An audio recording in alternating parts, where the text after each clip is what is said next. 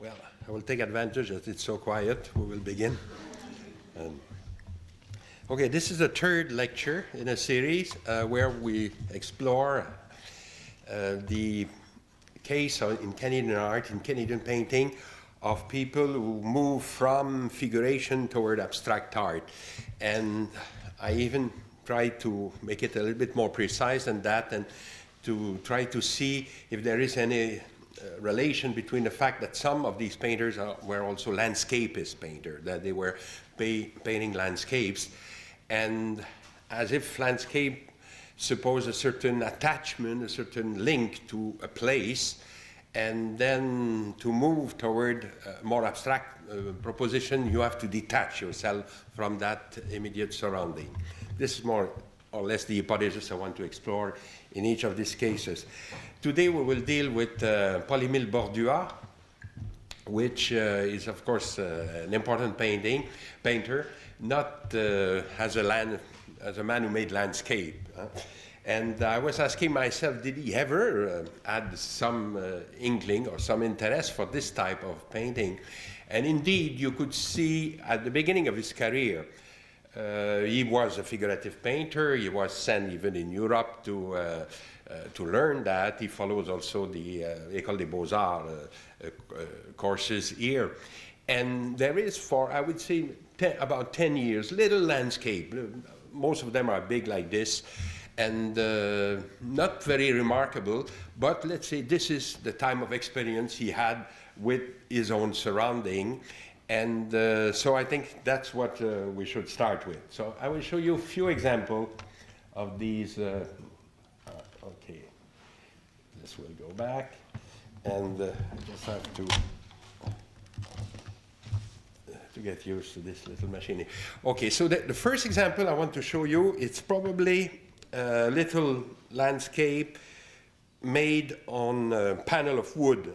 Some of them are even done on a box of cigars, you see, like they used to have at the time. So they are very tiny. They are, when you project them in slides, you really play a trick on them. I'm not even sure completely of the authenticity of this, but it's a possibility. It's habitually date 1929. That means the time of his first trip in Europe.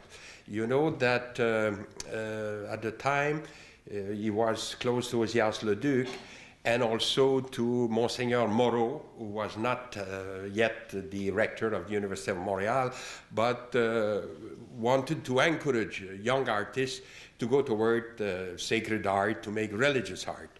And this is paradoxical, of course, when you think of Bordua future evolution, but he started like this on the, you could say, on the steps of his first master, of Ozias-le-Duc, and also encouraged by these people, even financially, to go to Europe and to follow the lectures given by Maurice Denis and Georges de Vallière in Paris. They call it les ateliers d'art sacré, the studios of sacred art. And during the first year, he did his course very well, and we have his little diary, so we know almost every day what happened. Sometimes he complained about the fact that Maurice Denis is very hard on him and correct his skis, and he said, I have been corrected by. And I think probably because of that, the second year, he decided to escape a little bit that, even with the fear expressed by his mother. He says, be careful, they will cut you the money if you don't do what they ask you to do. But he had the occasion to go in the Meuse. The Meuse is the region of France near the border with Germany, and who have been immensely destroyed during the First World War. And because of that, the churches in that region have been recently rebuilt. And of course, they needed decoration. And the cheapest way to decorate the church will be to paint on the wall and not to have heavy sculpture So there was a lot of contract at the time of that kind. And it's probably what bring him there. And he was friend with Pierre Dubois, who was working in a stained glass factory, and both of them went in La Meuse like this, and they did during their probably free time some little sketches like this one because the landscape doesn't seem Canadian. It seems more European. So it makes sense that it could be that. But you see the context, then it's this first experience in France, all with religious art, I would say, and from time to time a little bit of glimpse on the and surrounding, and you get these little painting. When he came back to Canada, you have then a series of landscape related to Saint-Hilaire. And this is not astonishing because, after all, this is where he was born. And probably coming back to his roots, he was suddenly touched by what he saw. And this is the little church of Saint-Hilaire. And inside, as you know, all the decoration have been done by Josias Leduc. And like Bordua himself says in a text that he published a long time after, in 1955, that these paintings of Leduc in this church was for, since he says my birth to my 15 years old, when I was 15 years old, was the only real picture I ever saw. And it's true, if you think of it, in a home of relatively poor people. His father was a carpenter, and so he makes some object with iron, like an ironsmith. And his mother was teaching at the school of the village. So they were not wealthy people. That probably they had no painting whatsoever in their place, maybe a few reproduction, and that's it. And then he never went to Montreal, so he never saw anything. He says the only painting I was saying were the painting inside of that church. I don't have, unfortunately, a reproduction of that, but I thought to put in parallel just an example of a sketch by Leduc of the type of painting that he could have seen. This one was done for the bishopric at Sherbrooke. And it's a project in which Bordua himself will be implied, because Leduc will bring him with him to help him to paint this thing. This is just a sketch, but now the painting are there. Whatever, but this idea that these type of paintings were very important for him. He says it may surprise some people because, of course, again, because when we know how he have changed and how he became an atheist and all that, it would be surprising to think that these religious paintings were so important for him. But he says, even believe it or not, he says all the subsequent enthusiasm I had for painting have to be conformed to these first impressions. And I believe this in a way. This is for him, it was the discovery of painting as such. So after anything that he have discovered, after in terms of painting, have to be in a certain way akin or conform to this. So this is not one theme possible of his immediate surrounding. You have also other little landscape like this one, who shows probably the Saint-Hilaire mountain that you have in the background, and with an apple tree in the foreground, which is very typical of that region of Quebec. And it was, of course, like I told you, kind of coming back to his roots, coming back to what he have missed probably a little bit in France. And you have a little bit later, probably 1934, a series of pictures who are linked rather to the Eastern Township. What happened then, it's Bordua was already teaching in the primary school in Montreal, and during the summer he had free time.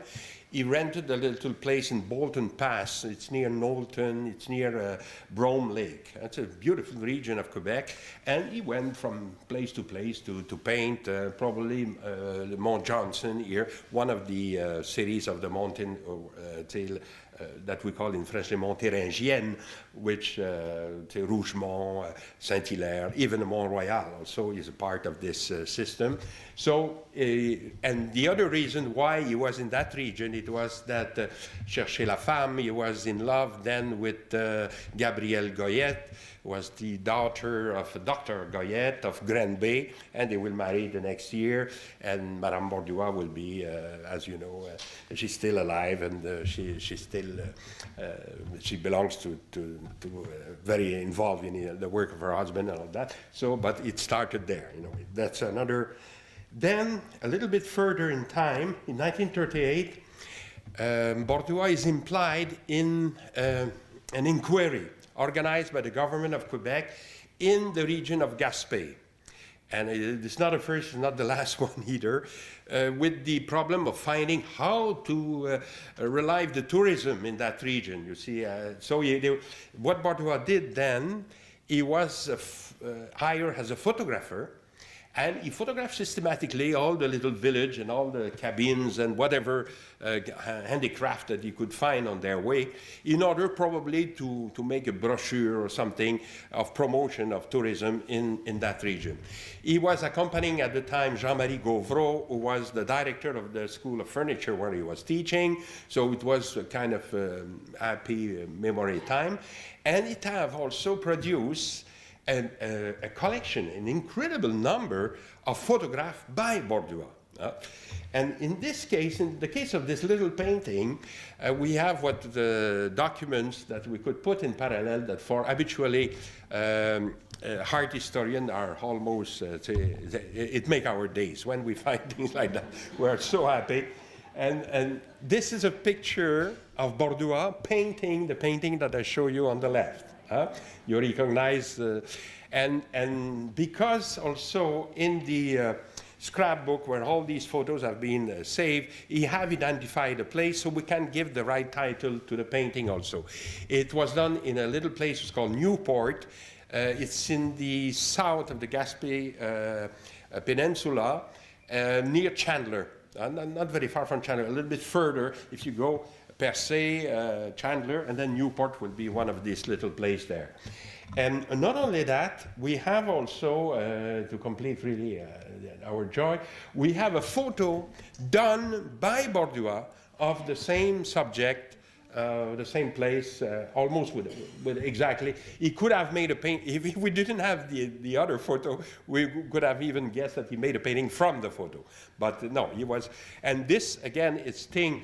I would say the photo was his work there, what he was supposed to do, and there it was kind of a relaxing little thing that he did a little. But again, don't imagine that these are big paintings. They're always about, you saw with the picture, the size of it more or less, and they're really small. It belongs for a long time, I think, this one to the Collection de Gérard Lortie, and now it's in, I think, the Musée d'Art Contemporain. And finally, to complete almost all the landscape that we know, we could stress the fact also that most of them could be photographed. So if you were making a statistic of how many landscapes were produced by Borduas, most of them will be photographed. And during 1938, during that time. This is another one. You see that these photos are not only promotional, they are also, in a way, aesthetic. There's a certain research there. It's composed even like some of his gouache, this kind of circular movement of the net around the boat. And this is a type of composition that you will find even in abstract painting of Borduas later.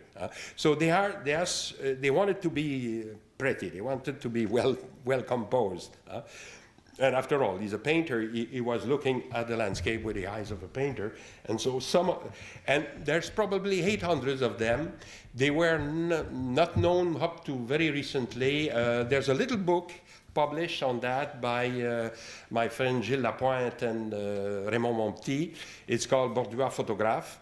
And that reveal maybe 50 of them, but there is a lot. They are saved in the archives, let's say, and they were done for governmental purpose, so they were kept as such. Not much came out from this inquiry. Of course, Gaspésia had the same trouble that they had before their passage there, but what can you do? And but I want to stress that if you try to make a panorama view of Borduas as a landscapist, this activity of photographer was important.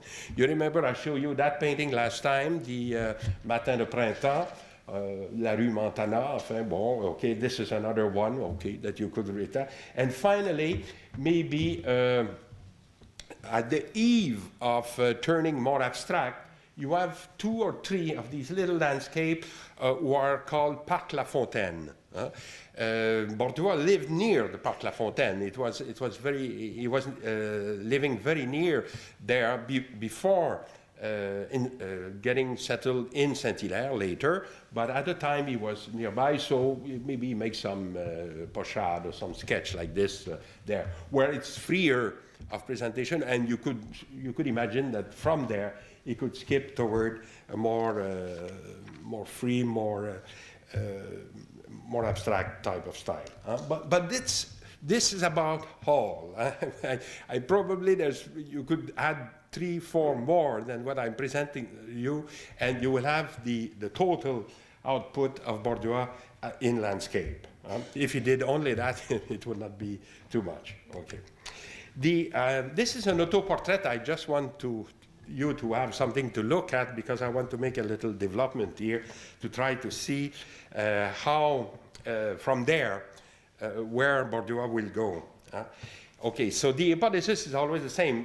When people are involved with landscape, there is a certain attachment to the place, and the reverse should be true. When they become too detached from the place, then they are going toward a more abstract form. And in the case of Bordua, I have a quotation that I want to read to you in translation, in which I think you have even a kind of theorization of that. He says the following. It's in a letter that he wrote to Claude Gauvreau. Claude Gauvreau was a poet attached to the Automatiste group and was in correspondence with Bordua at the end of his life. So the letter in question is in January 1959. Bordua died in 1960. So it's really kind of a last type of reflection that Bordua do on his life. And he wrote the following. He says, "I belong first to my village, then to my province. Then I consider myself French-Canadian, and after my first trip to Europe, more Canadian than French." And this is, of course, any French-Canadian would tell you that we made this experience because we come in France with the illusion that we speak the language. And the first thing we discover is that they don't understand us. They say, comment, all the time. And all of us have terrible stories of embarrassment. I have one myself that I can tell you.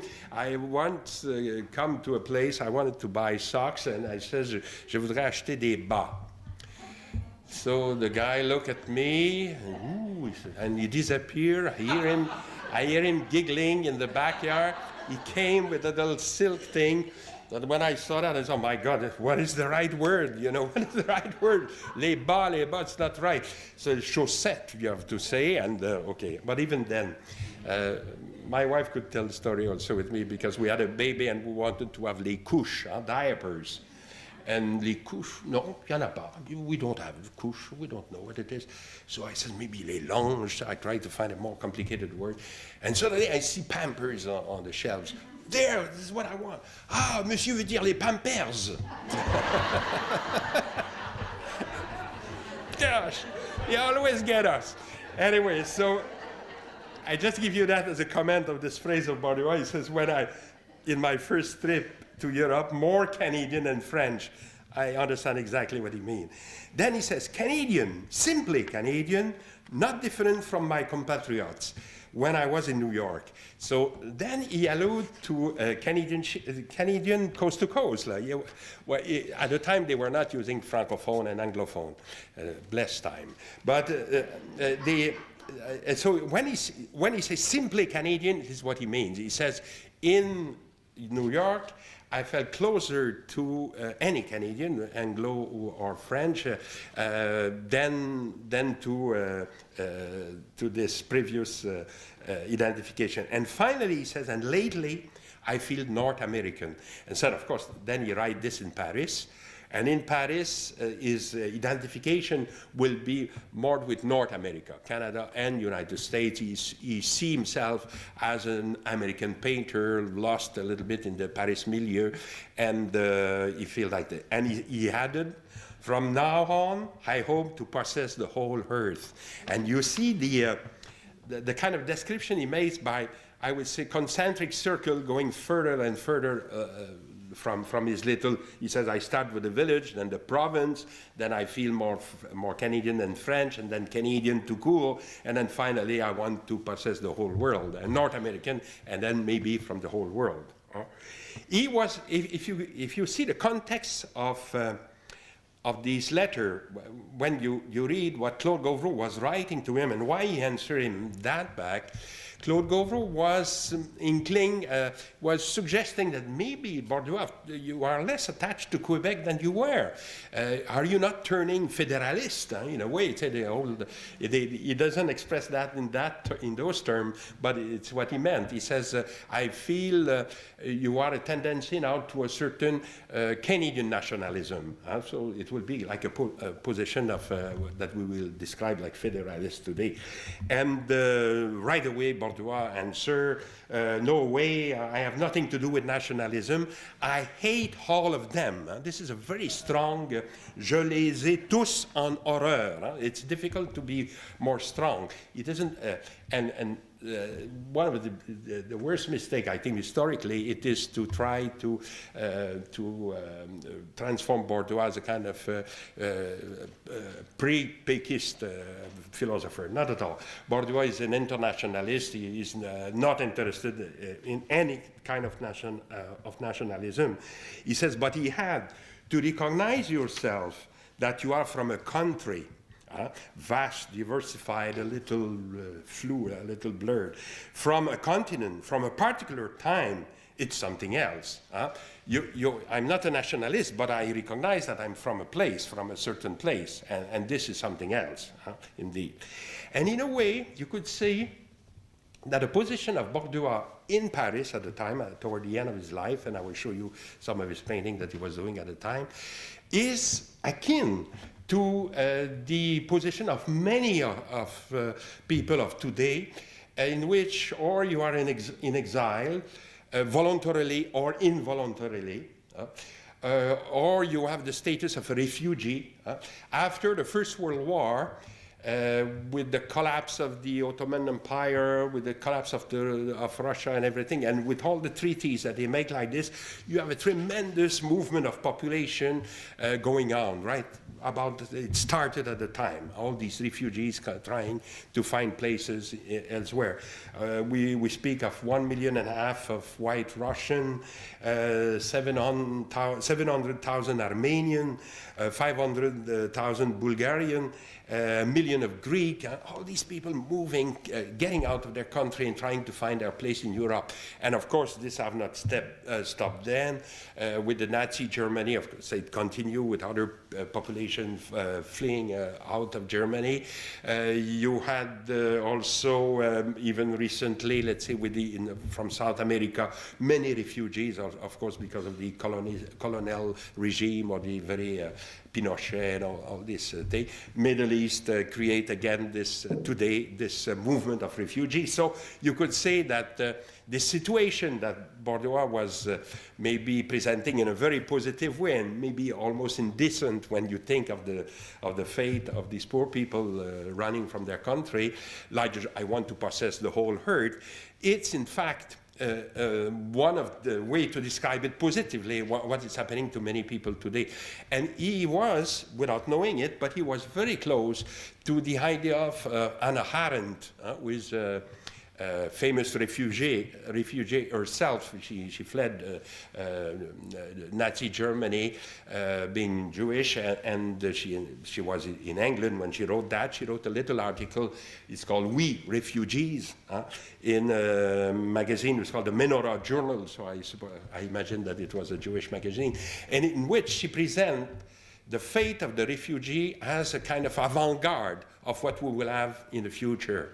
He says, instead of seeing it negatively, we should see that these people who doesn't want to be repatriated, brought back in the country of their origin, because it's terrible to go back in Nazi Germany, it's to be killed. So they don't want to do that, but they are not sure they want to get naturalized in the new country. They prefer to stay in a kind of state in which I would say the Holy Trinity of state, nation, territory is put in question.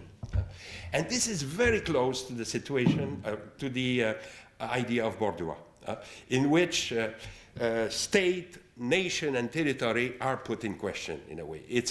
That's why he will describe his position sometimes like anarchism, but sometimes also I would say almost a kind of an avant-garde type of view in which you are much more universalist. You are less linked to a little place and to esprit de clocher or chauvinism or things like that.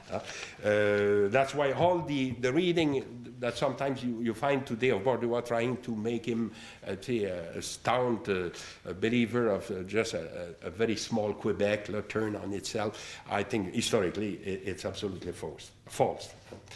And in that sense, Bordua belongs also to a current that come further in time, if you want. You have this already, Nietzsche, for instance. Nietzsche asked the question, he says, for whom is it necessary anymore to have, for him or his family, link in a specific place? He says, it's so wonderful today that we can communicate with other culture, with other civilization, with other way of seeing morals. In particular, he was fascinated by that. And it's a thing that could happen today that was unthinkable before, because styles and art was so linked to a specific place and time. Now we have all these confrontations, this much more fluid type of situation, and why not?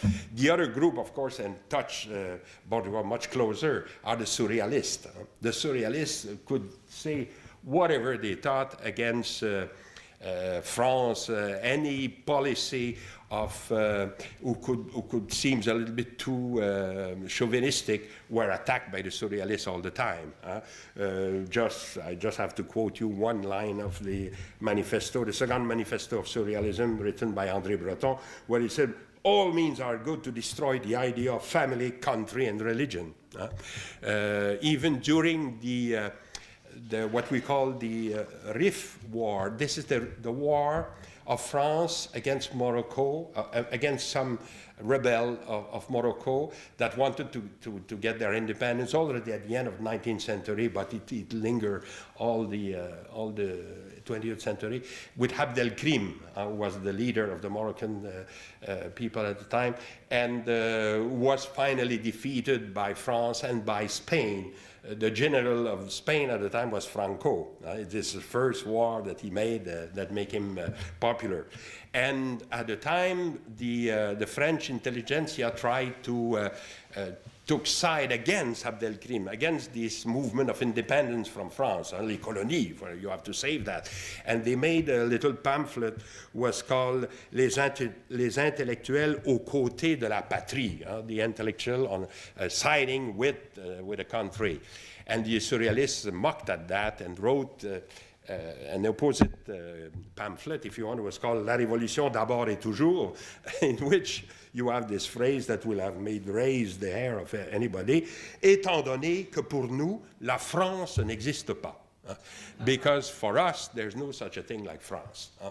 And this, habitually, you go in prison for a phrase like that in France, but coming from the surrealists, well, we say they are crazy. What can we do? But just to give you this kind of, it's part of this kind of different awareness, let's say, of the political situation in which Bordua could fit. If you see in the Refus Global, I show you here the photo of how it looks. I don't know if you have ever seen the real thing. It's very humble publication. It's not really published. It was printed with an old Gestetner machine. When I say that to my students, they have no idea what I'm speaking about. Of course, they have not seen this terrible thing. They had a kind of waxy stencil in which we type, and we had this little red fluid, you remember it now, to correct our mistake. It was terrible. And at the end, we put that on the machine, and then we were full of ink. It was impossible to wash it for a week. We were with the black. Anyway, so it's printed with this machine with two colors. They have in black and red, and some photos were done, were printed properly. We illustrate, and the cover is just a flapper like this. It's not really bound. It's just loose leaf. And the cover had a picture, a reproduction of a Riopelle aquarelle on the cover. And when you open it, in the inside, what you see is this. It's a kind of bad play of word on Ré, fugue, globe, hail. And Refus Global, okay? And this is probably Claude Gauvreau did that. And then on the side, passion, sensibilité, sens, these are the values, of course, that they were proposing instead. When you see how Bourdieu expressed the idea that I was just defending before about this detachment from the place, detachment from the nation, if you want. You have it right away in the beginning of the text, in which Bourdieu described his own people as, and I quote, a little people huddled to the skirts of the priesthood, viewed as sole trustees of faith, knowledge, truth, and national wealth. Shield from the broader evolution of thought as too risky and dangerous. You have then a polarization who's interesting, that on one hand, you use a very strong image of this kind of like children huddling at the skirt, not of their mother, but of the priest. And on the other hand, this universal thought, you see, full of danger and full of risk. And this is what he says, that we have to detach from the first one and to go toward this universal thought, you know, if we want to do something important in Quebec. He described a little bit further Quebec like the fear-ridden place. And he put in bracket, fear, the beginning of wisdom. And it's a quotation, of course, from the Bible. The fear is the beginning of wisdom. Fear of God, habitually, but let's say the fear at large, like this, is the beginning of wisdom. And the cascade of blows from the past, which annihilates both present and future. Refus Global is full of these contrasts, let's say, between kind of huddling and a secure place around certain whole values, and on the contrary, wanting to risk to go in. And how do you get out of this ghetto Québécois, you see? Essentially, if you read Refus Global, you will see there's two means that Bourdieu proposed. The first one is to travel abroad. Say, go out of this, see the world. This is the first thing. He makes jokes about, he says, a student in medicine who goes to Paris to finish their sexual education. Well, why the student in medicine, I don't know, but it was, mind you, it was his case. If you read Projection Libérante, he speaks of, when he was in La Meuse, he was making a religious picture, but he says, je découvre les plaisirs de l'amour, deux points, Lulu et compagnie. Okay, Lulu, I could understand, but the compagnie begins to worry me a little bit, you know. So he discovered les plaisirs de l'amour. Okay, so it was a little bit him, but also he insists the fact that the strip could be the occasion, like he says, of awakening. So this is the first mean, to go out, to see the world, to see something else. The second mean that he gave, it is what he called the forbidden readings, because again, you have to put yourself back in the Quebec of the time. There was an institution that was called the Index. The Index Librorum Prohibitorum. So what it was the Vatican have a list of books that we are not supposed to read. I remember in my family, it was a drama each time. My mother didn't want these books, and my father liked them. I guess I don't know what. Anyway, they were entering and going out. You see, sometimes we saw Gide, and then suddenly it was in the garbage. And it was endless battle around this. So Bourdieu gave the second means, you see, read the forbidden stuff. Like he would say, well, some of it is impossible to find, like Sade at the time where you could not buy Sade in Quebec, you know, but you get a friend in Paris that send it to you by mail, and hopefully nobody opened the mail, and that, well, anyway, there was, so, and then when you think of it, what he was referring to, basically, it's what we call information today. With the internet and all that, we have a kind of acceleration of this technique of communication all over the world. At the time, well, the books was one, the travel was another one. It was a way to get out of this kind of very close on itself society. So it's a different way that what we saw last time. You remember I told you that for Marion Scott, I thought science was the big discovery, a technique which can be positive and not only negative. And if you think of a more international art of, let's say, the futurist or the Russian suprematists, they were enthusiastic about the machine. So at Bordua, the machine is not very important. I think he never took a plane, for instance. He crossed the Atlantic 3 times. I think he went in early days, like in the 29th, 30, on a boat. And the last time he went also in 55 when he went to Paris, and he died in Paris, so that's why he says only 3 trips. It was on boat. I know also that at the end of his life he had a nice Citroën. He called it La Veuve Joyeuse, I guess. The happy widow, and he made some trip with that, but not a passion for cars like you will find in Riopelle, for instance. And so this type of approach to technique, you don't find it in Bordeaux. But this technique of diffusion of knowledge, diffusion of what he called les poètes maudits and the great sources of literature all over the world, this was exciting for him. And then, through this, okay, the problem is the following. What you do, how do you make an art that will reflect this kind of awareness of a region, not of a region precisely, but of the world? I want to possess the whole world, finally. And the first solution to the problem is given by the surrealists, and it is the unconscious. The unconscious belongs to everybody. It's not a thing that you could link to a specific place. Wherever you are from, you have an unconscious. This is the big discovery of Freud, and it is taken back by the surrealists. And the surrealists even created a means to tap the resources of the unconscious with what they call l'écriture automatique, the automatic writing. What it was, I think if some of you have followed my lecture last year, I tried to tell you, to describe it a little bit. I would just repeat it very shortly. It's as if you were writing without any preconceived idea, anything that crossed your mind. And then you obtain a kind of strange text, of course, because there's no control. You don't try to be nice or to be especially sweet. And you obtain very often a kind of metaphor who are bizarre, who are not built on a comparison. They suppose a metaphor with a comparison, for example, it will say, well, this life is a garden of sorrow or something like that. So you will try to compare one thing with the other.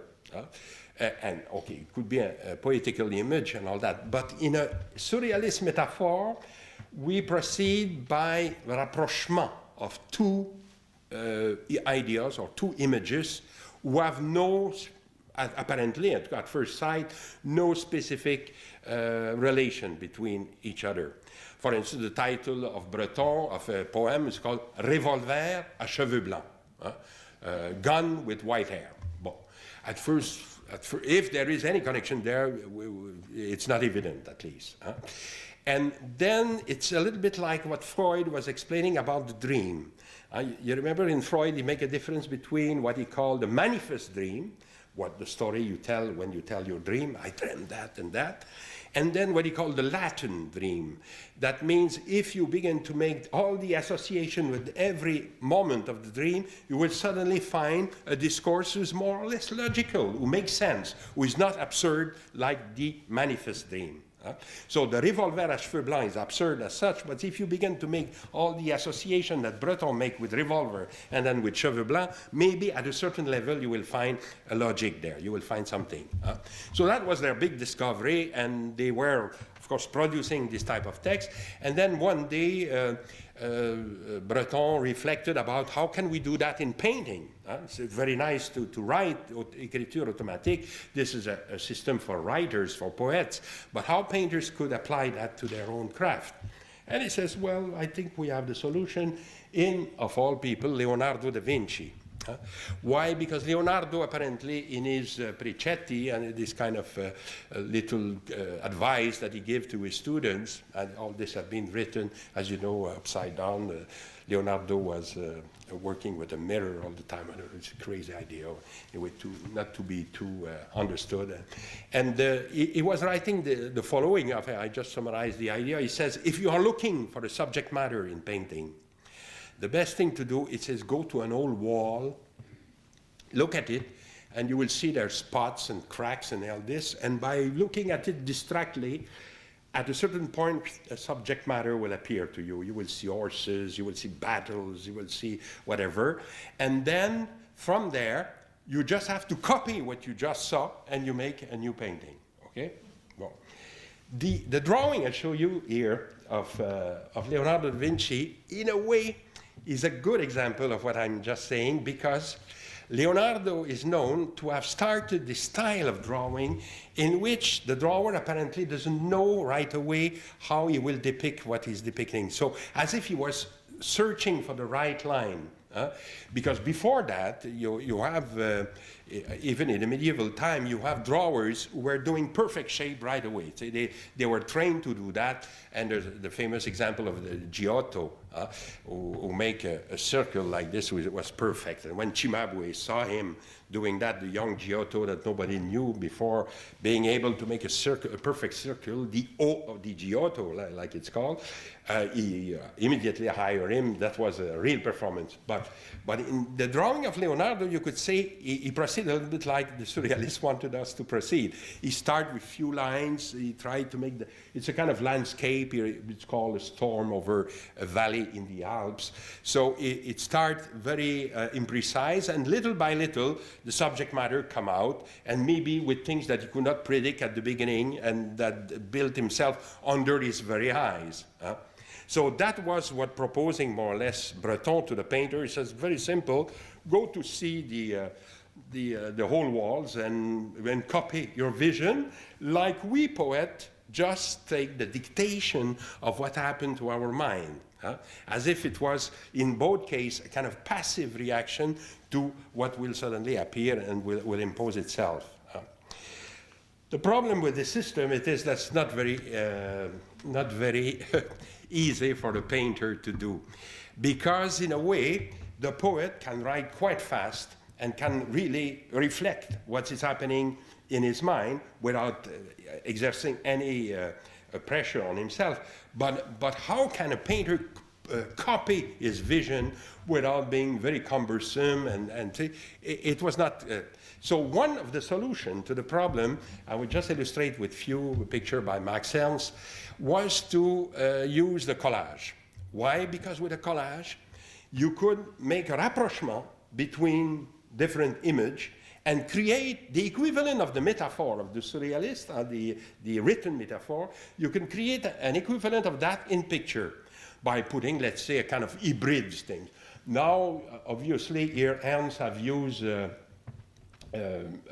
catalog of hats, let's say, and it's the hat to make the man. This is the title of this thing. And and he glued them on a piece of paper, and then he joined them by these tube of color that you see, and it makes a kind of strange apparition like that. It's no more, it's out of context. So the collage was one solution to the problem created by Breton's idea of copying your vision. Now it's not really copying vision, but it's making the vision happen in front of your very eyes. You have all these little images, and you assemble them in a new way. And you could say then, at that level, it's the eye who go as fast as the pen of the writer. The eye make the connection, and then you just have to glue them and to complete the picture. But Ernst introduced a variation of this, which is not always understood, but when you see the sources that he used, then right away you understand what it means. Okay, here it's called La Chambre de Max Ernst, la chambre à coucher de Max Ernst.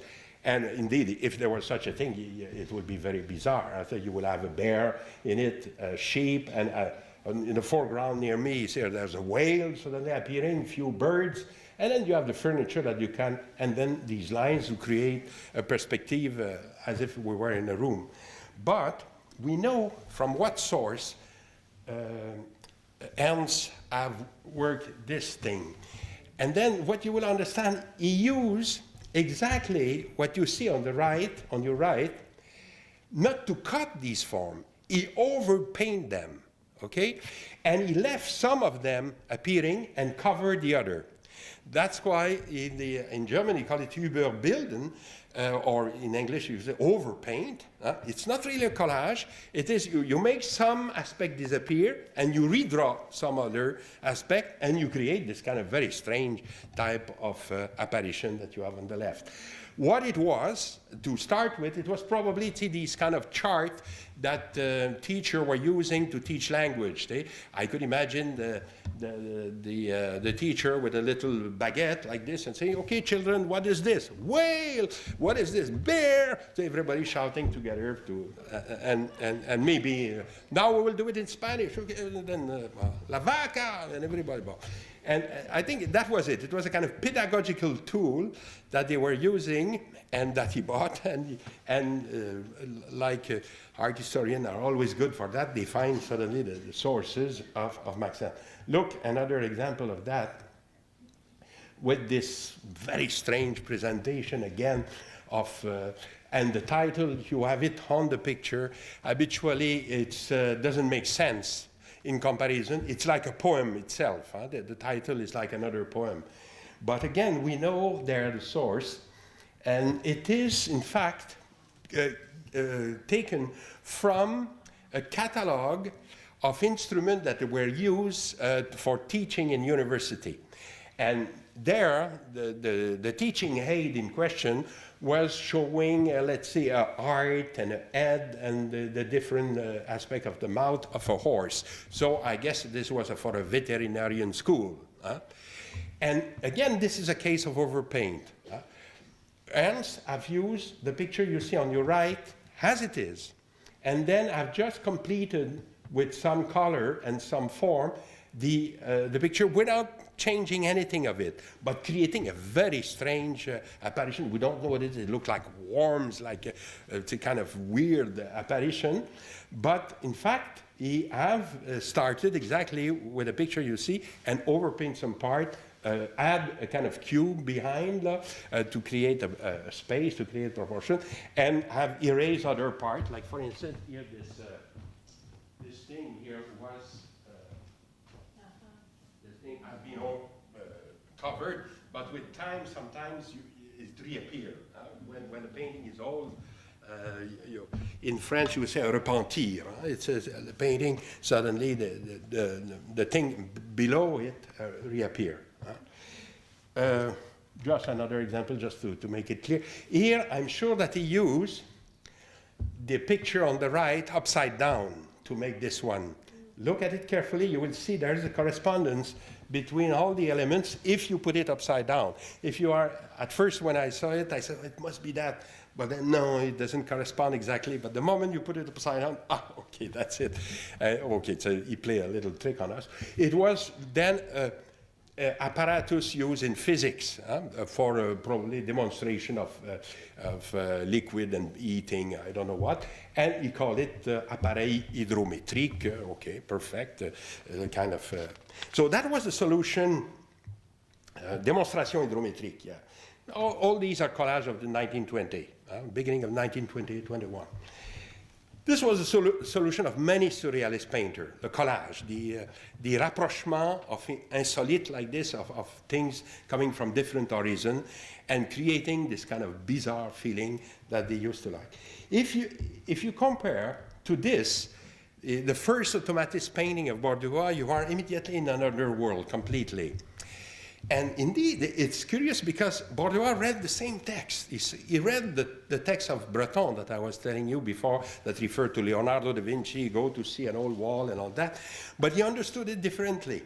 What he thought, he says, we have to recreate what Leonardo says to do. He says, let's take the sheet of paper or canvas and let's create, with some few spots and few lines, the cracks and the spots on the whole wall. So if you want to, in a way, the sheet of paper he was using was like the wall, And at the beginning, you have no idea of what you will do. You just make a few spots on it, and then these spots will suggest form, and slowly you will organize your picture from scratch. It will be created in front of your very eye.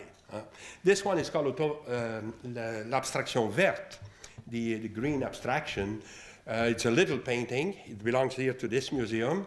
After a long story, it was lost for a long time. We didn't know where it was. When it arrived here, it was in a terrible condition because apparently people have painted the wall around it with roller. And so what you get, still a little spray of a little white dot on the picture. I remember Monsieur Rodrigue Bédard here with the restorer. Really pull his hair off to repair all this. But anyway, it's here, it's nice. It's well screwed to the wall. Nobody should try to steal it. It's very small, but it's well fixed to the wall. And it's the why we know it's the first automatist painting of Bordua? Because he said so. He mentioned it as, he says, elle annonce la tempête automatiste qui monte à l'horizon. Alors, it's really it is my first totally non-preconceived painting and a warning signal of the automatist tempest already gathering at the horizon. So this is that's why it was so important to rediscover it and to see it. Okay, so why it's so different from the surrealist thing? It is because, okay, like I explained, he starts with a gesture. He starts with the hand instead of the eye.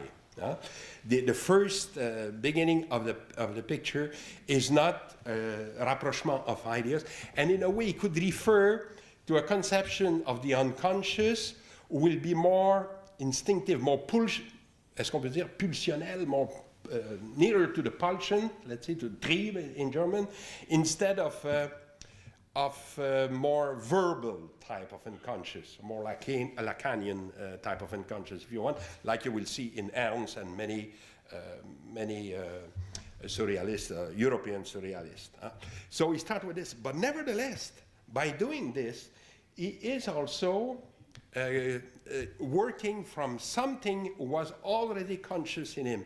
And if you compare these two paintings, who are done at the same year, in fact, you will see that the composition is a little bit the same. You do have in the two pictures a kind of circling movement, a little bit like the one I showed you in the photograph of Bordua before with the boat and the net.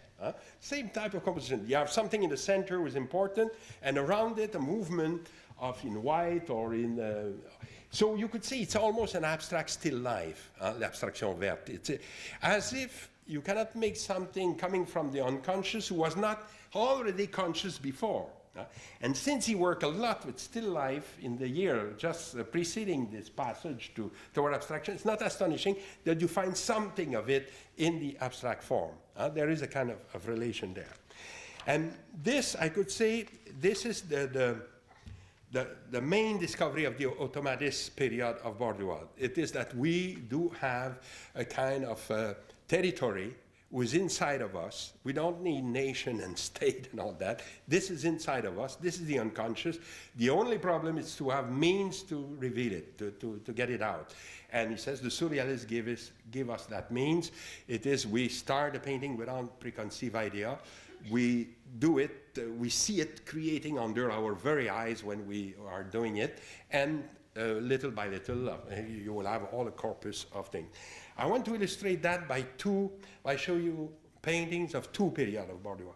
The first one, the automatist period, because it's really going with that, and then also with the Parisian picture, the famous black and white that we will finish with, just to see what happened in these two periods.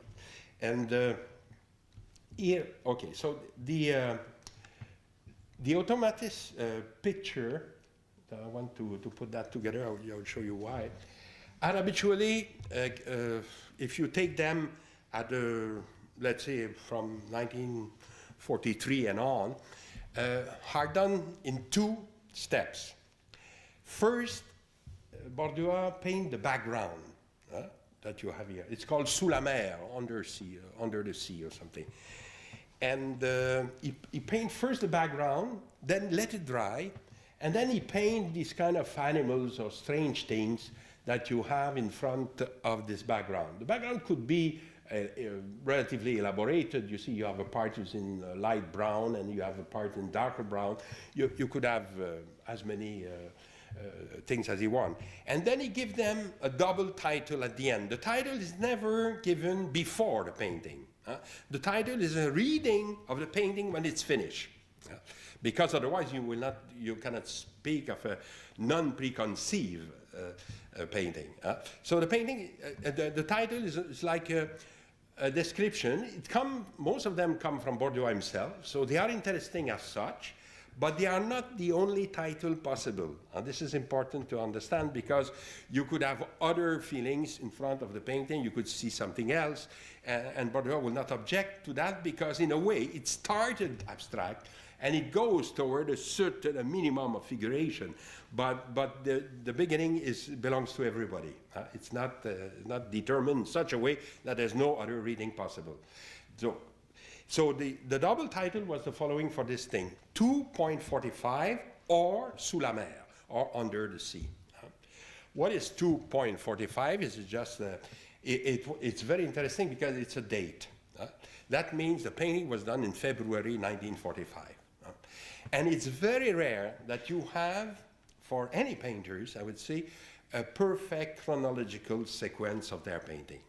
And it's interesting because habitually one painting creates a problem that is addressed in the following one.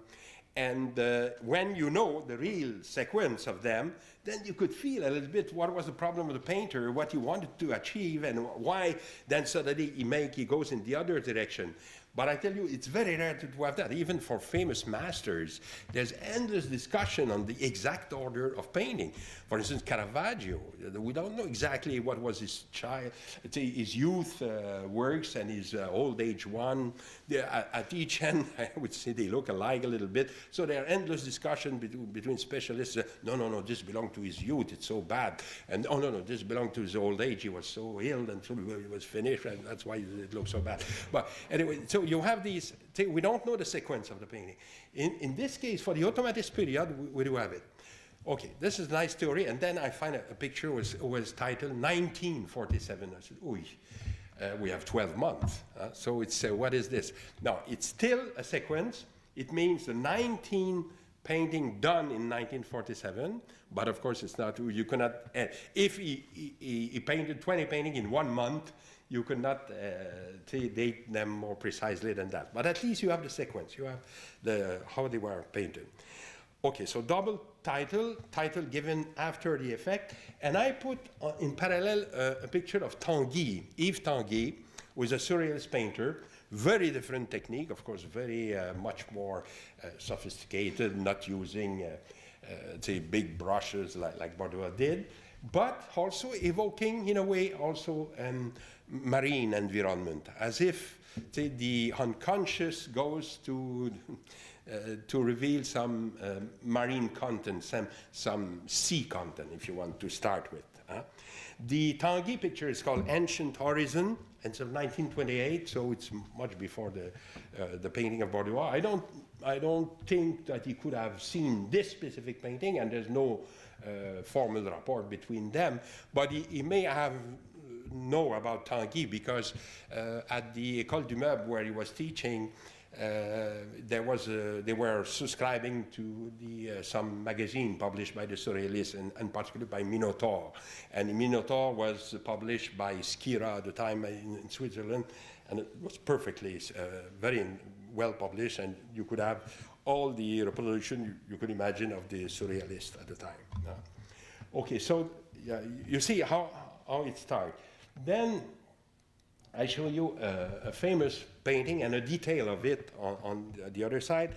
This one, to give this full title, is the following: Automatisme 147, or Sous le vent de l'île, under the Leeward's Island or something.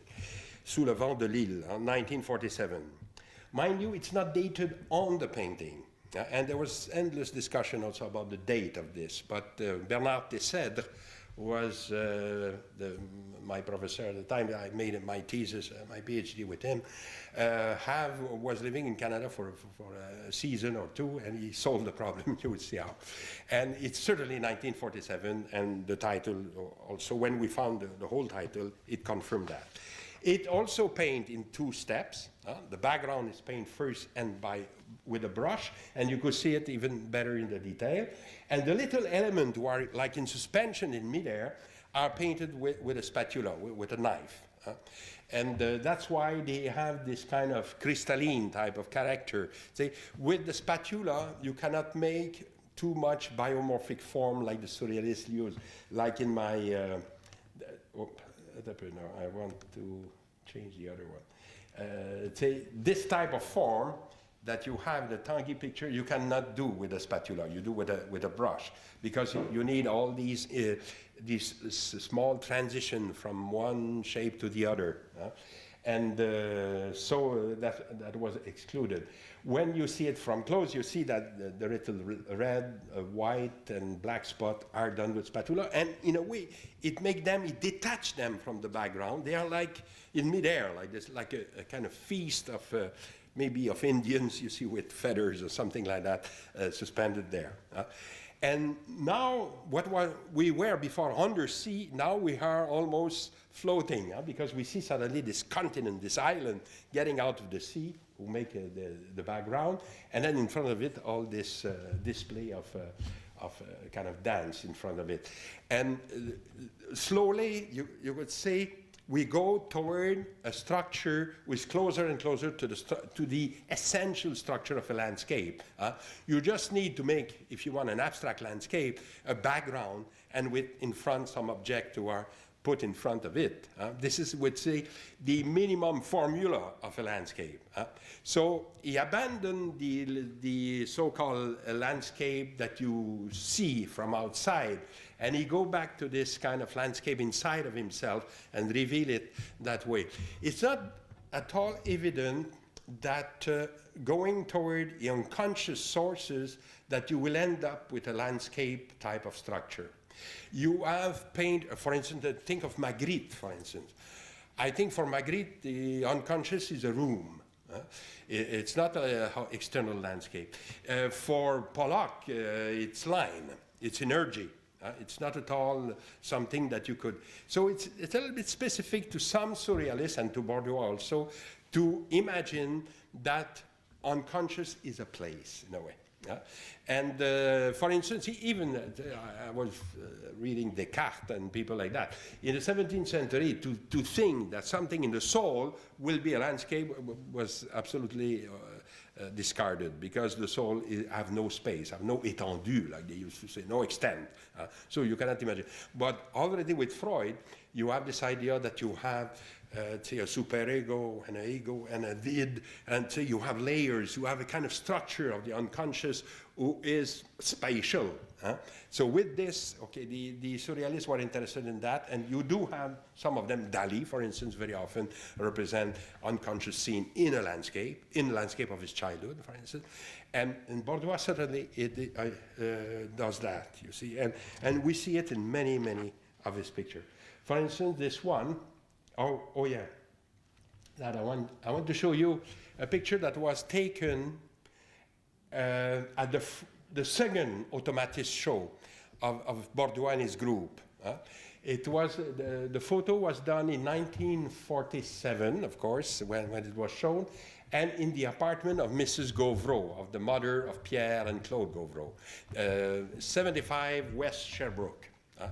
The address still exists, but apparently the building have been transformed, and you couldn't see it as it is. But that's where they were living at the time, the Gauvreau family. And so these famous shows that we speak of now today were done in very, very private type of surrounding, and not too many people went. And you see, you recognize on the wall the big painting that I was just showing you, the Sous le Vent de Lille, is there. And nearby, you have this one. You have this little painting here, which is called Le Danseur, or 2.47. So, meaning the first one was the big painting, Sous le Vent de Lille, and then after, the one who follows is this one. And indeed, it's organized the same way, except that now not only we have under water, then finally we are floating above water, and now we have in midair in a way. And I could confirm that because very often Borduas give few titles to the same painting. We know what, say, when you go through his archives, you see that he has some hesitation on certain title. Le Danseur is the title that he will keep, the dancer. But it was called also Réunion Matinale, morning connection or something like that. And Réunion Matinale will describe, if you want, the kind of illumination you have in the background. And Réunion, of course, because you have two elements. You have this kind of white and black on the top, and a little, to me it looks like a little seal or something that you see in black in the bottom. And these two elements seems to be organized to really roll one around the other as if there was an axis in between that is invisible, but we can imagine it. So sometimes the title describes the object who are in suspension in midair, or sometimes they describe the illumination. And so that means also that you are going toward an expression not only of space, under sea, on the land, and in midair, but also of time. If you begin to speak in titles of matin, soir, and like his master Ozias Leduc, Borduas was very attracted to this period of transition between, let's say, the end of the day and the beginning of the night, or like here, the end of the night and beginning of the day. Why it was so, it's Leduc who explained it very well. He says painting could immortalize, could immortalize moments who are fugitive in real life. Like this moment of transition, of course, are very fugitive, and he says a painter can fix it on the canvas and could give us access to this in a more relaxed way. And so you do have a kind of movement toward that. Another type of landscape that could be related to the immediate surrounding of Borduas in a way, it is this one. It's called 5.47, so it's a little bit further in time, and he called it the winged courier of the cliff. The winged, like birds detaching themselves from the cliff. And when I saw that, I said, cliff, what it can be for Borduas, and with birds, a cliff with birds. We thought right away of the Île Bonaventure, near Gaspé, because he was there in 1938, after all. He visited the Bonaventure Island. And there you have a colony of gannets, which are beautiful big birds, very noisy, a little bit scary because they have beaks like this. And thousands of them there. And they are living actually on the cliff like this and detaching themselves.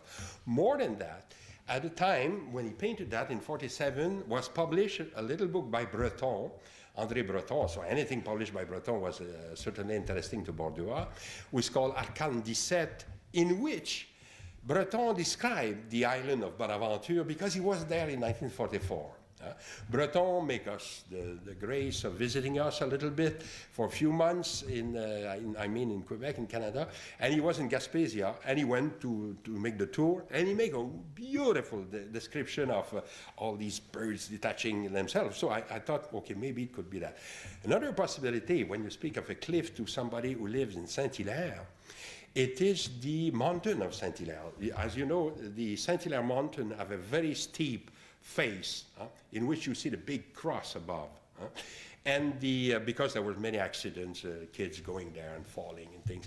And so the winged courier of the cliff could be the bad news, the birds who bring the bad news of accident on the Mont Saint-Hilaire. So what I try to do there, it's to, in a way, do what any psychoanalyst will do if you go telling you a dream. If you tell him a dream, he will try to make association with the element of the dream to try to find a meaning to it. You could say that a painting of that nature is a little bit like a dream. It's like a myth also. You can, by association, try to find what could be even a meaning, even not conscious to the painter. And Borduas was very aware of that. He said often that a painting don't give when it's great painting, it doesn't give its meaning right away. That's why we could still look at the Rembrandt painting and find other meaning to it for 400 centuries, because it's so rich and it can be reinterpreted like this by many ways.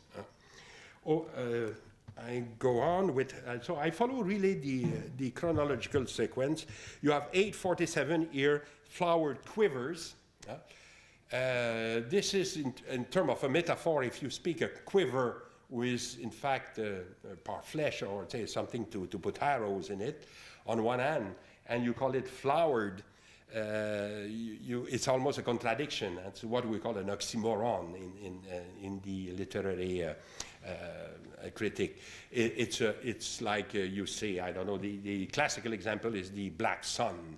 You put two images that are contradictory, but who suggest something. A black sun suggests some depressing in time or something. And there, these flowered quivers are in a way instrument of war, or term an instrument of peace. So he could play on that, but in terms of composition, it's still what I was telling you. Say the background first, the object in suspension. Maybe also Bordua was interested in some botanical musing at the time, because you do find sometimes also, you will see a little bit later, other example of who could allude also to flowers or things. This one, L'Envolée de l'Épouvantail, is 17.47, and then I become worried about my system when I got 17 points. So that means the 17 work done in 1947. L'Épouvantail, it's a scarecrow. And if the scarecrow take wings and disappear, he goes to the birds in a way. And so it's also an oxymoron. It's a kind of contradictory thing. Normally the scarecrow should not fly. He should stay there to scare the birds. And I don't know if Bordua knew this painting of Max Ernst, but to me they have a certain connection. The picture of Max Ernst is called The Angel of Hearth, not the hearth, but the heart. How do you say le foyer? The heart, or the heart. The angel of the heart. If my God, if we had an angel like this in the heart, I will just quit the house. It's a really scary. The key of that painting, of course, is the date, 1937. Here is a German painter fleeing out of Germany. He lived in France all the time, Max Ernst, and evoking a little bit with a lot of, I would say, pressentiment what is coming out. 1937, you are 2 years before the war, you are in full Nazi period, and that's more or less. In the case of Bordua, you do have this idea of spooky things also that float in midair like this, but not maybe as scary like in the painting of Max Ernst. Parachute végétaux. That I was telling you before that you do have these vegetal musing in Bordua. We can plant like parachute or something. Again, these are objects in suspension in midair, and they create a kind of V, if you think in terms of composition, so they are very well organized in the space of the painting. It's a very satisfying painting. This one and the quivers, the flowered quivers that I was showing you before, were presented together in one of the spring show of this museum. So probably Bordua saw an affinity between both. That's why it says that you have certain reflection about plants. It looks like, if you want, these seeds that are carried away by the wind, les parachutes végétaux could be that.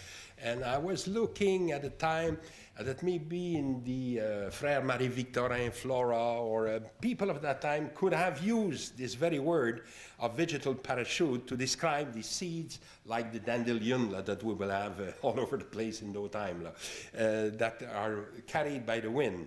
It could be this type of association. I not find it exactly, but Father Marie-Victorin compared the fruit of poplar, I think, the tree is mentioning, as little, he says, aéronefs. So like little astronauts going, and so it's almost the idea of Bordua. Then in 49, you have a change of, slight change of style, I would say.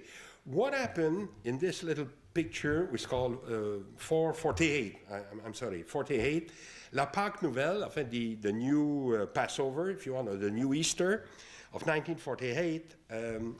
I'm proud to show it because it belongs to Concordia University collection. It was acquired from Camille Hébert. Camille Hébert used to have a gallery on Sherbrooke, close it and distribute some of the paintings he had. And among them, this one was given to the collection of Concordia. And at that time, what happened, the objet that we used to have before began to be fragmented, as if the use of the knife paint make it suddenly more fragmented than before. So in Parachute Végétaux, in the flowered quiver, you have objects really that are well contained in their form. Now you feel the impression that you have many facets or many little spots like this put one to the other. It permits him more free construction in space, like in this Feast to the Moon, or Moonlight Celebration, if you want, of 1948 also. 6.48 or Moonlight Celebration, painting that used to belong to Maurice Corbeil, that gave it finally to the Musée d'Art Contemporain. And let's say again, the background gave a kind of an illumination, maybe of the night, of a kind of brownish type of weather that you will have in a very hot summer, for instance. And this kind of hairy construction where the opposition of black and white also becomes to be more and more evident, and as if the two takes an autonomy, one beside the other. Always this kind. And as I told you, this for me is kind of the formula of the landscape, but a landscape of the mind. We should call it maybe mindscape instead of landscape in a way. And to finish this series, it's Lampadaire du Matin. Okay, c'est Morning Candelabra. 1948. This is the only painting, plus a little watercolor, that is owned by the Museum of Modern Art in New York. The only painting of Bordua that the Museum of Modern Art owned. It was given by Bordua by the intermediary of the gallery that took care of him when he came in New York for the first time. Mrs. Gisèle Pasdois, who was a French woman, and I think this is one of the reasons why Bordua go to her instead of later he will be with Martha Jackson and with American dealers. But when he arrived, he doesn't speak English much, and so he preferred to make contact with her. And Madame Pasdois explained him that if you want to have success here in New York, you have to give one of your paintings to the MoMA, to the Museum of Modern Art.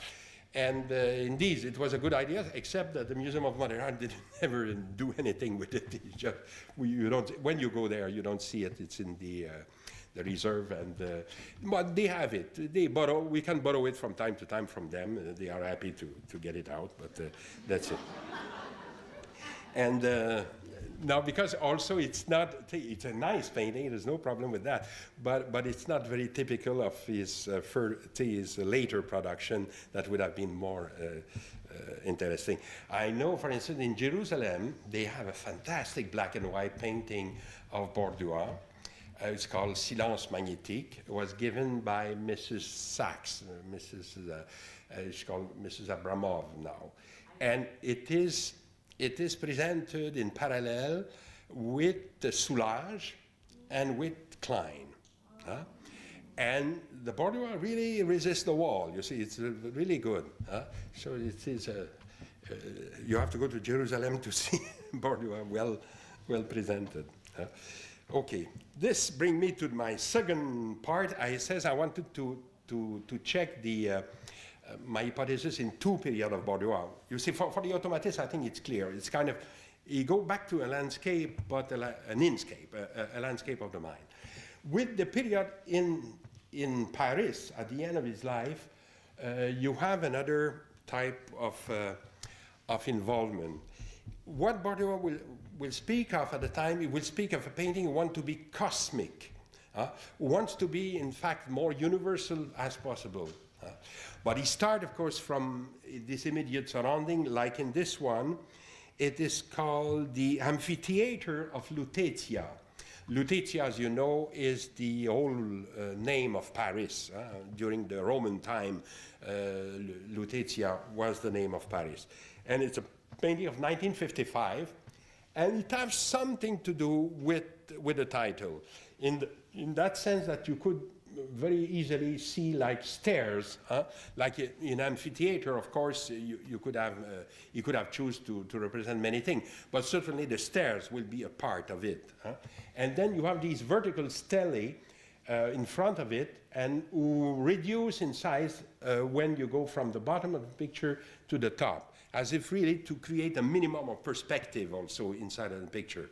Of course, this division between horizontal and vertical, I explained to you last time apropos Marion Scott, is the famous grid law. Except that if you introduce a kind of perspective in it, okay, you break the grid. You don't use it really to flatten the picture, as it will be better. Further than that, the painting that really mark a kind of an extreme in Bordeaux production at the time is this one. It's called Shimmer, in French, chatoiement. And as if the objects that we used to have before have disappeared completely. And now we are in front of a background, but it's no more a background because there's no opposition between object and background. It becomes a surface.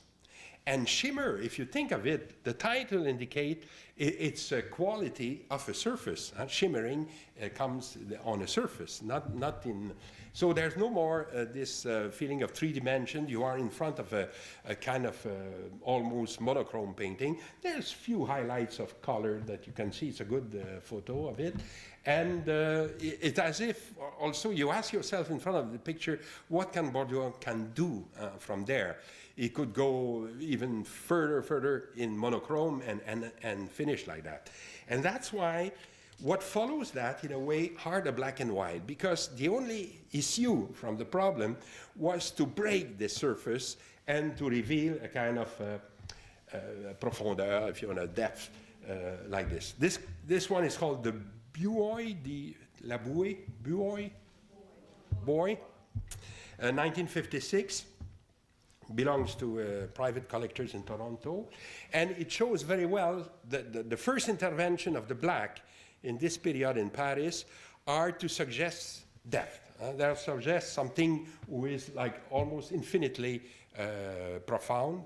It goes very deep, and it looks a little bit like ice breaking and showing the kind of black water under the ice. There's even a painting of very similar, which is called The Thaw, which is exactly the image I'm suggesting. And this is probably the first interpretation of the black in the black and white painting. They are seen as a whole in the white field. They are something like created another dimension in the white field. But this is not the last system that Bordeaux will adopt. In this famous picture, then you have, you could say you have the structure that you will find in many of the black and white of Bordeaux. It's done again in 56. The title is funny a little bit. It's called 3 + 4 + 1. But this is give you an order of reading of the painting in a way. It's not just describing the fact that there is 3 and 4 in one spot, but also how to read it. You start with 3. And 3, it is this big heart of, if you start with this one, you go to this one and then to that one. Yeah. I used to have my little spotlight, I don't find it. Anyways, it's not important. You see, and then you go to the 4 spots who are here. The 4 are here. And finally, you have a little one on the top there. So if you think of it in terms of surface that you are looking at and really gazing at every angle, you start with a huge circle going like this, and then you go in the other corner and you go toward the diagonal, toward the little spot on the top. As if you were reading the surface in both ways, from, I would say, right to left, and then from left to right, and you stay inside of the surface that you are looking at it. If we were in front of in the National Gallery in Ottawa to see the real painting, you will see also that all the traces that are left here, all the impastels that you see a little bit here, are also indicating this type of reading. It's a complex parcours of the painting in two directions. At first I said, maybe this is a little bit close to the idea of what the American call a color field. And I was thinking of Clyffe Still picture. I'll put you one in parallel, not that they are looking alike, but in a way, you have a problem similar in both paintings. What Clyffe Still wanted to do is to have a huge color field, now in, let's say, red and orange, and inside of it put some little black spot like this that will animate it in a way. And it's very, very classical for Still, for Clyffe Still, to create a movement coming from the bottom of the picture toward the top. The movement that created in Clyffe Still are always vertical like this, always, and God knows if he have repeated and said that his painting were machine to sublime and to get you out of your ordinary life and all that. He gave a lot of kind of almost mystical type of content to it. When you compare that to the movement that Bordua suggests, it's completely opposite in a way. It's a kind of self-reflective movement.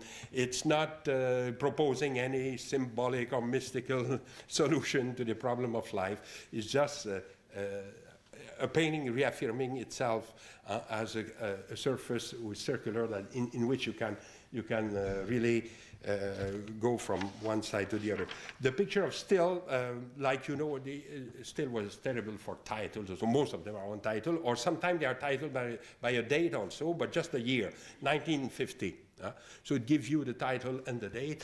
For students, it's very good because it's easier to memorize. You just have to memorize one thing, you get both. And this one is the Hirshhorn Museum in Washington. It's quite a beautiful museum. I don't know if some of you know it. Okay. Another example here is the painting of Bordua, it's called Black and White Composition. I think not because Bordua gave that title, but because it's at the AGO. It's in the Art Gallery of Ontario, and probably there they call it that way. Here you have, I want to stress one of the intentions that Bordua had and to see how it's applied or not. At a certain time, with a Parisian journalist, Bordua explained to him that what he wanted to achieve, it was a completely reversible painting. What he meant, it is a painting that could be red or a black spot on a white background or white spot on a black background. And indeed, maybe you could, by some effort of the imagination, see not that this black spot on a white background here, but they are as if the white background was teared apart, and you were seeing suddenly some black hole in it. In fact, it's very difficult to have the second reading for a very simple reason that have been explored by the Gestalt theory, as you may know. When you have a spot who is isolated on a field, we cannot read, spontaneously we read it as a spot on a field.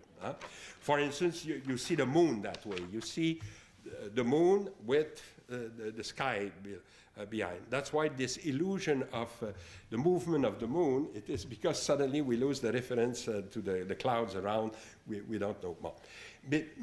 Okay, so this idea of making a reversible picture could not work really in this one, because if you see, all the spots are really isolated on the background. They are not, for instance, nor touching the periphery. If they were touching here, well, then okay, maybe you could say I have a certain hope. And the other thing also, the spots you are using a lesser surface than the white.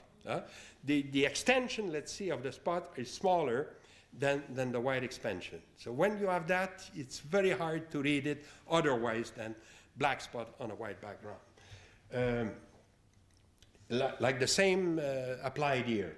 Even in this vertical format, again, we are very close to Still in a way also to this idea of verticality here.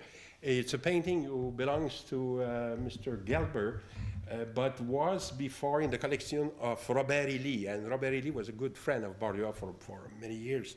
And and it's rather big, huh? This composition, it's about that size, I would say. And, but again, the photo have a tendency to flatten this picture. Huh? The impasto is important because you could say that when you see it for real, the black doesn't give this idea of a whole as much. Huh? It has a certain, like Fernand Saint-Martin used to say, it's like coagulated. It's like, and coagulation, of course, if you have a wound that's coagulated, is an effect of surface. It's something that is on the surface. But here, in the contrary, I think maybe this is one of the successful reversible painting of Borduas, because you have the two factors I was mentioning before. The black spot and the white spot open on the periphery of the painting, on one hand, and then you could say there's as much white than black, more or less.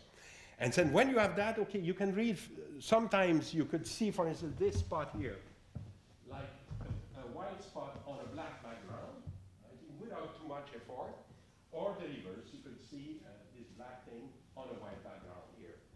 You could go from one reading to the other. All this kind of formal approach in that period of Borduas, don't forget that for him, he's looking for a very universal type of language. He speaks of a cosmic painting. And I would say this is what he wants to achieve at the end of his life. It is a kind of so broad transposition of the first landscape that he had before, that it could be really, that you could apply it to any situation. This big painting, the reproduction is not very good. Imagine there's some brown in this one. And you have really to believe me because we don't see it much. It's called Mushroom. And there you see all the black spot and brown, they are partly brown and black, are moving, I would say, toward the periphery of the painting. And then again, you have this kind of, at least one of the conditions of reversibility is there. But when he called it Mushroom, of course, he described this element here. This is black here, and this is brown. And it's the shape may evoke a mushroom. When you say that, of course, you right away create an object in front of a background, because then you describe even a specific thing. What else? Yeah, the very last painting of Borduas in 1959 and beginning of 60, he died in February 1960, he reintroduced color. You may have seen this one on stamps. It was reproduced in stamps for a while. We are not sure, of course, it goes vertically like this because it's not signed, and it was found in his studio at his death, so we don't know. It could be very well be put horizontally. I know that Molinari likes it better that way because he likes verticals, but it could be also presented almost like a minimum landscape also, if you want. And then probably one of the most classical things that it's not the very last painting of Borduas, but certainly among one of the last one. It's called Composition 44, 1959. This title, of course, is not from Borduas. It's given by the notary when they came after his death and give numbers to all the paintings that were left there. And we know that at the end of his life, the painting of Borduas become more and more calligraphic in a way, like calligraphy. I thought of Franz Klein to put together, but if you compare both, you will see that they are not exactly the same. Klein always says that in his painting, the white is as important as the black, meaning that he says it's like if you, a calligrapher will make, let's say, the shape of a C, the letter C, he will just trace it on a white background. He says, me, I will paint the white inside of the C, okay? Meaning that the two have to be as worked out. Here, evidently, in the case of the Borduas, you have a calligraphic painting. The white is a background, and on this, he painted two movements, you will see, one who seems to go from left to right and stuff, just at the edge of the painting with the black movement here, and the other coming from the bottom and going up to the near the upper edge of the painting. But when you think of it, the way it was painted was exactly the opposite. Because to get this effect here, you have to start from the top and going down. And the same, to get this effect here, you have to start from here and go that direction and get out of the painting. So it's a very successful cruciform type of painting. And in a way, it concludes well my lecture. I will just quote a last thing of Bordua. In 1952, so even before going to New York, he went in New York in 53, and of course, immigrating to Paris in 55, he says to a journalist in Ottawa what was his plan, what he wanted to do for the remnant of his life. He says, I would like to travel. I would like to go to New York, and then to London, to Paris, and if possible, to Tokyo. He never did, of course. He never ended up in Japan, except probably in his imagination. So I think it illustrates also this need of universalism that you have in Bordua. The painter we will deal with next time is Riopelle, and Riopelle made an international career, but I'm not sure he was a universal painter. I leave you with this difficult question.